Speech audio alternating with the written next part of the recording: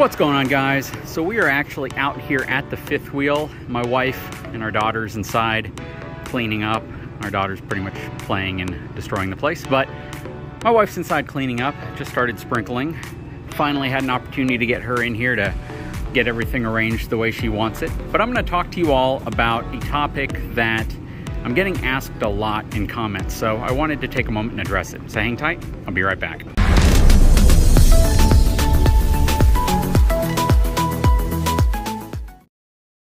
All right, so a question that keeps popping up in all the comment sections are related to the disappointment some people have that we went with a Coachman Brookstone and we didn't end up with something like a Lux, a DRV, a New Horizon, a Beacon, you know, pretty much any of the brands that have an MSRP into the $150,000+ range, or I guess even a Riverstone or a Redwood, you know, something that's in that $95,000 to $115,000 range, maybe a Heartland Landmark, you know, a Jayco Pinnacle. You know, everyone's like, why a Brookstone? So I made a whole video talking about the collaboration with Brookstone and why I felt that this was the right brand to collaborate with.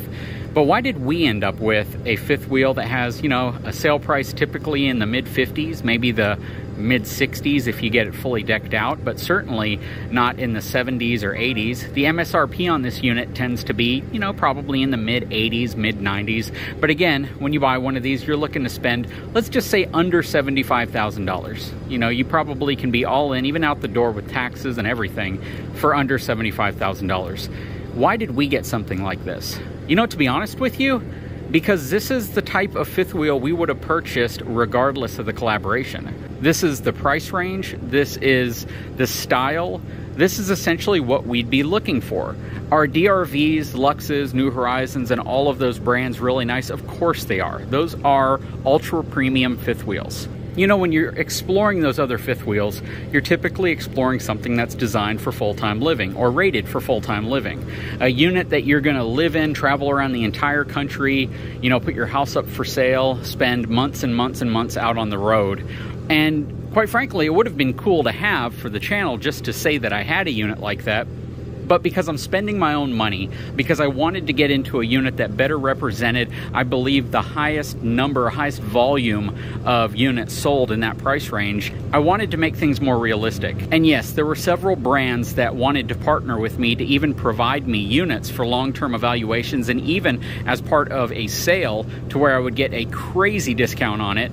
But again, that wasn't necessarily the goal. It's just like if I show a Freightliner on my channel, some people are going to think, well, that is super cool, that's what I want to see.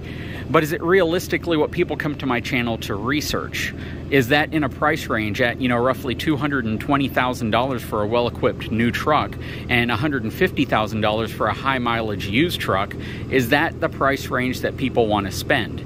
Now, of course, I could go Class 8 and pick up a 500,000 mile truck at a steep discount, probably for $25,000 to $50,000, depending on the condition and the mileage.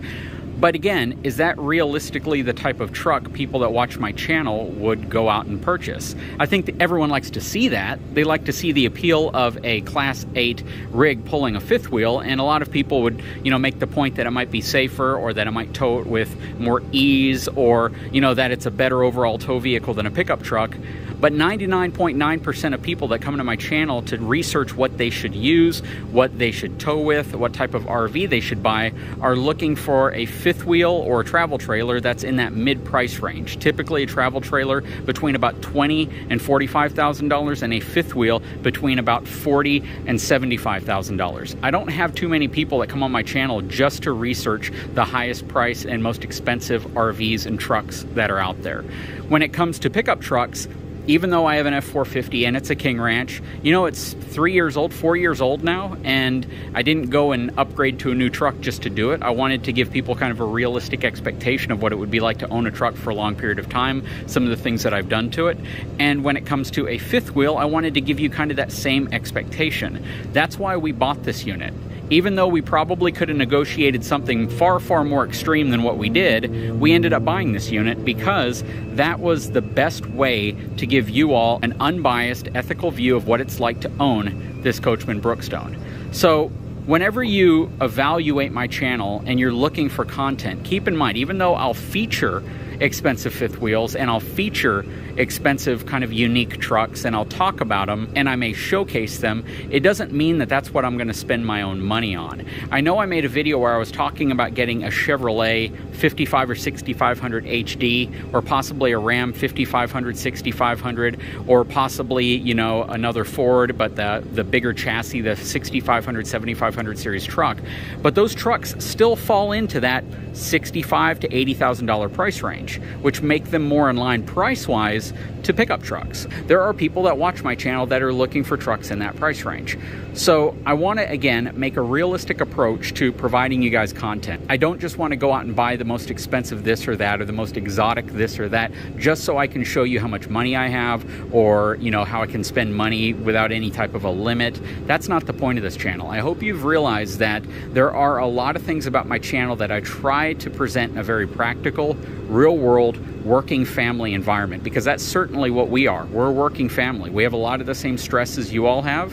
We have a lot of the same concerns. One of the additional concerns I have is making sure that I provide you all content that's entertaining, but at the same time informative, and I get you the information you're looking for, and I do it in a practical, non-biased, ethical way. Even when I'm doing my reviews, even when I'm talking about products or things that were provided to me. You know, as a YouTuber, I get a lot of products that are offered to me. I turn the vast majority of them down, just because once you're done reviewing it, what are you going to do with it? There's only so many backup batteries, or there's only, you know, so many water filtration systems. There's only so many this and that pieces of equipment that someone can send you. I mean, how many sets of steps can I realistically review before I just end up stockpiling the stuff and looking for a way to get rid of it, or a way to store it long term because I can't get rid of it?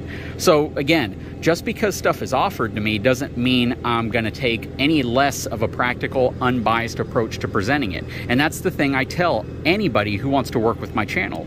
I might give them ideas on how to best represent their product, but at the same time, I'm going to be very clear with them. If the product does not live up to its claims, if it does not perform in the manner that is advertised or presented, I will call it out on my channel, because I think that is the most ethical way to present any type of product. Finally, and something that I've brought up in other videos, is I'm not just going to randomly allow a company to send me a product. If they offer to send me something, or even if I buy the product and I want kind of a description of what it does, I am going to research the product before I accept it. I'm going to research the product before it arrives to make sure that it's a product that other people have had success with. You know, the last thing I want to do is to get a product such as, let's say, you know, a tire, even though, you know, these tires were purchased with the fifth wheel, but to get a tire that has a horrible record of failure, knowing the fact that the tire probably won't fail within the test period that I'm going to be using it, or something else similar to that, maybe like a water purifier, or, you know, a microwave or whatever.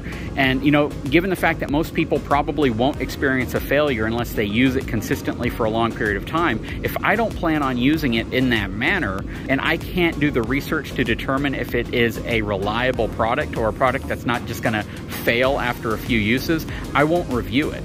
I won't take on a product that I've done research on and determined that beyond the testing I would do, it's likely gonna fail.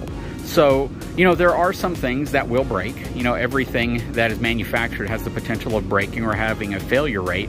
But at the same time, I generally will work with products that have been tested over a long period of time, and I can get reviews on. I can go to the forums and read what people's experiences have been with them, especially if it's a safety product like a hitch or a receiver, something that's designed to keep you safe on the road. One of the biggest focuses of my channel is to try to give you real-world feedback on equipment that can make your trip safer, that can give you more peace of mind and provide you a less stressful towing experience.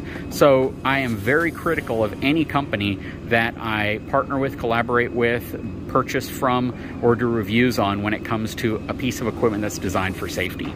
Anyways, I just wanted to clarify all of this in a rant video. Again, my wife's inside. She's been vacuuming and cleaning up everything. She's right about here, right about now, but I can hear the vacuum as she moves up and down the fifth wheel. She's using that Makita vacuum I told you all about. She absolutely loves those vacuums. And if you haven't tried one, it is definitely one of those tried and true products that you're probably gonna love if you get. Anyways, guys, I sure hope you've enjoyed the video. If you haven't had a chance, please take a moment, subscribe to my channel, give me a thumbs up, and we'll talk to you again very soon.